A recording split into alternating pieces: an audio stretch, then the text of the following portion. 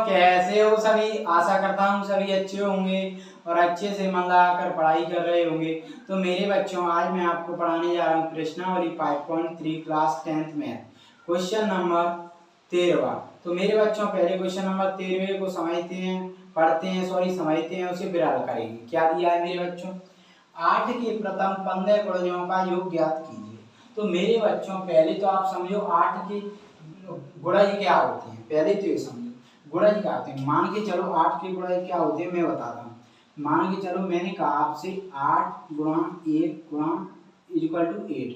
तो इसमें गुणज 8 का कौन सा है? ये 1 का मतलब है, यहाँ पर ऐसी टेबल लिखी तो 1 का मतलब है पहला, 1 का मतलब है इसमें पहला, और इसका मतलब है गुणज, मतलब इसका 8 का पहला गुणज क्या है? 8।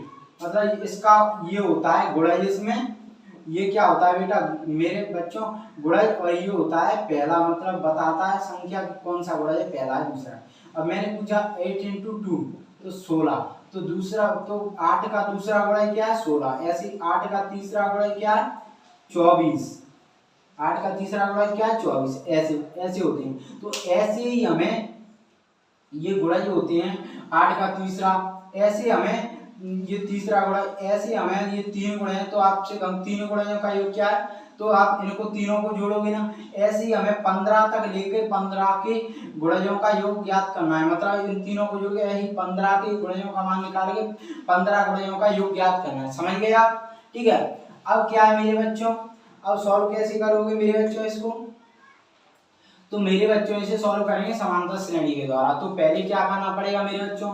हमें समांतर श्रेणी बनानी पड़ेगी। किस प्रकार की? तो मेरे बच्चों, समांतर श्रेणी कुछ इस प्रकार की होती है, a, a + d, a + 2d। इस प्रकार की समांतर श्रेणी होती है।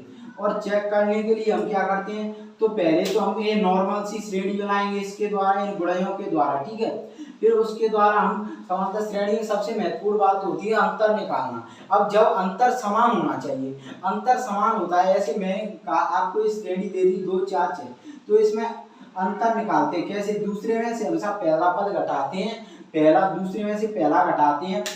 ठीक है। दूसरे में से पहला पद, इनको पद बोलते हैं, दूसरे में से पहला पद, ऐसे दूसरे में से पहला पद। जब इनके बीच का अंतर दो पदों के समान आता है तो समांतर श्रेणी है। तो पहले तो हमें गुणजों से श्रेणी बनानी है, फिर हम अंतर निकालेंगे, फिर हम आगे की तरफ बढ़ेंगे। ठीक है मेरे बच्चों। और ये आपने मतलब, ठीक है, इतना समझ आया। अब आइए आप इसकी तरफ आगे बढ़ते हैं हम। तो सॉल्व करोगे तो हल में लिखो मेरे बच्चों क्या है? 8 के लिखो, 8 के प्रथम 15 गुणज।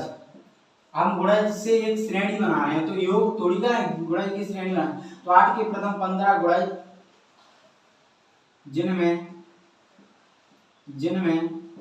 कुछ गुणज इस प्रकार है, श्रेणी की तरह बना लेते हैं। ठीक है, प्रकार है कैसे? 8 का पहला मैंने क्या कहा था, ऐसे निकालते हैं × 1 = 8। तो एक तो कितना हो जाएगा 8, 8 × 2 = 16। तो 16, 8 × 3 तीसरा गुणज 24, तो 24। अब यहाँ तक ही निकाल लो।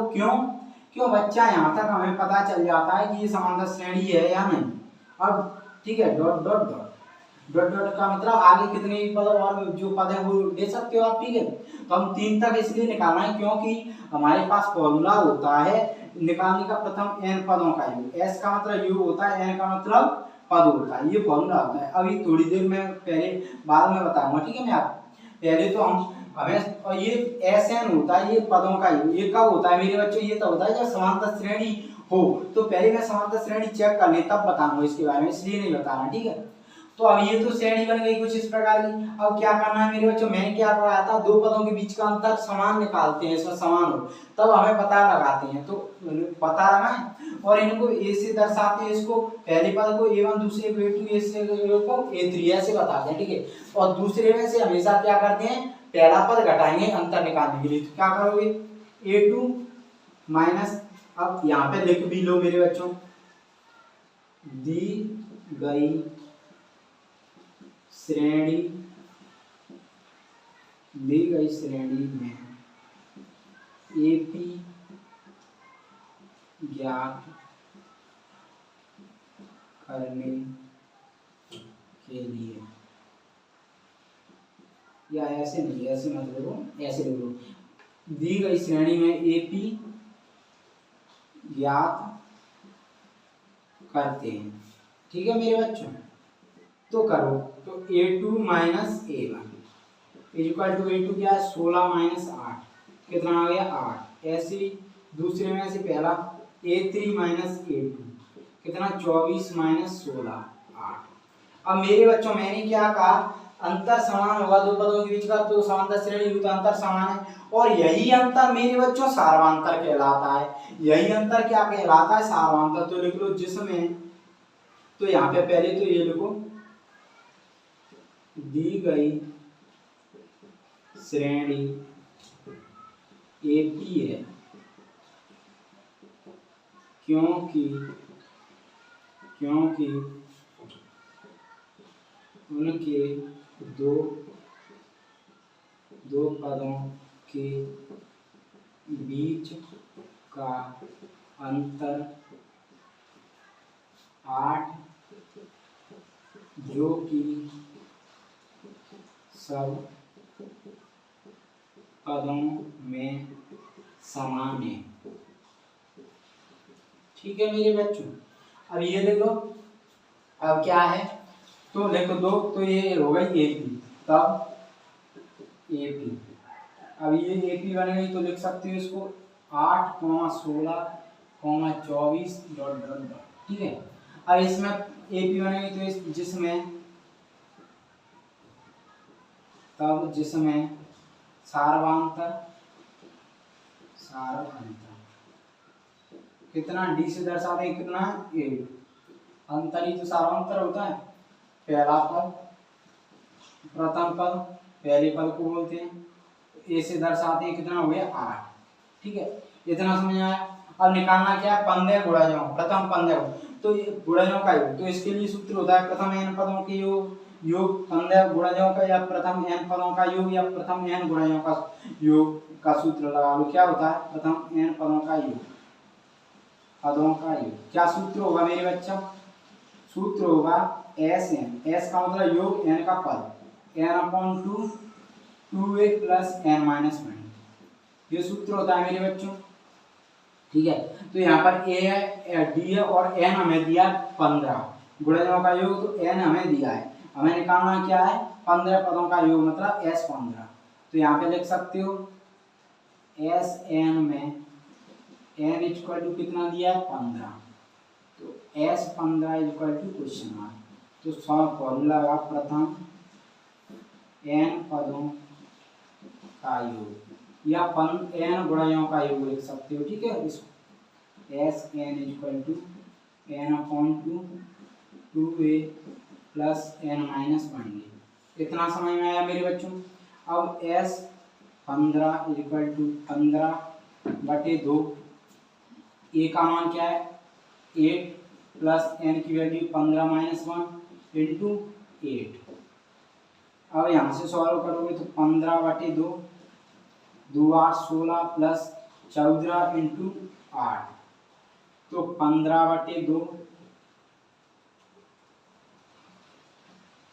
16 प्लस 14 8 112, 15/2 112 10 104, 112 10 122, 122 6 128, इतना समझ में आया मेरे बच्चों। ठीक है, इतना क्लियर हुआ आपको। यहाँ से सॉल्व करो तो क्या होगा 15/2, यहाँ से गुणा कर दो, इस पुष्टक कट जाएगा 128, यहाँ से करोगे सॉल्व तो 2 6 12 2 4 8, तो ये कितना आ जाएगा 15 गुणा 64, या इसको क्या लिख सकते हो 64 गुणा 15। ठीक है, ये इतना आपको समझ में आया। अब सॉल्व करो तो 15 चौक 60 की 0 आंसर की 6, 15 चंकी 90 6 96, मतलब 960। समझ में आया, ये किसका मान है S15 योग 15 पदों का योग, मतलब 15 गुणनों का योग, तो लिख सकते हो तुम। अतः अतः 8 के प्रथम 15 गुणजों का योग 960 है। सॉरी 960 होगा, ये देखो 960 होगा। समझ में आया क्वेश्चन? तो मेरे बच्चों आशा करता हूँ ये क्वेश्चन आपको समझ में आया होगा। तो वीडियो को लाइक करें, वीडियो को शेयर करें, वीडियो पर कमेंट करें कैसा समझ आया। चैनल को सब्सक्राइब करना न भूलें। धन्यवाद।